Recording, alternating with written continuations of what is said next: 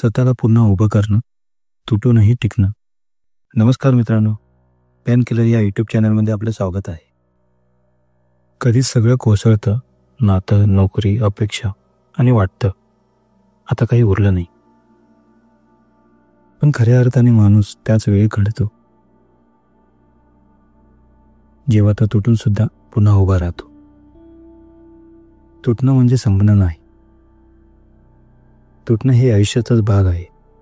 पण तुटल्यावर उभं राहणं हाच खरा विजय आहे. ते दुखतं, पण तेच तुला आतून मजबूत बनवतं. थोडं थांब, दीर्घ श्वास घे, नव्यानं सुरू कर. थोडं थांबणं, सावरून उभं राहणं हे कमजोरी नाही, हीच ताकद आहे. तुझी तुटलेली स्वप्न परत उभारता येतील जर तू स्वतःवर विश्वास ठेवलास तर. उभं राहण्यासाठी तुला आधाराची गरज आहे का? कधी तुला वाटेल कुणीच नाही, पण स्वतःचंच मन हेच तुझं बळ असू शकतं. मी अजून इथे आहे हेच वाक्य दररोज स्वतःला सांगत जा. स्वतःला आठवण करून देत जा की मी आज आहे, मी इथे आहे.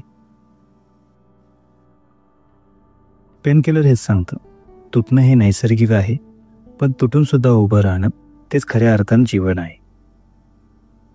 परत एकदा सांगतो, तुटणं हे नैसर्गिक आहे, पण तुटून सुद्धा पुन्हा उभं राहणं तेच खऱ्या अर्थानं जीवन आहे. हेच पेन किलर सांगतोय. तू पडला असशील पण संपला नाहीस. आता उठ, पुढे चल आणि स्वतःला नव्याने तयार कर. आणि मला विश्वास आहे की तू खूप चांगलं काम करू शकतोस.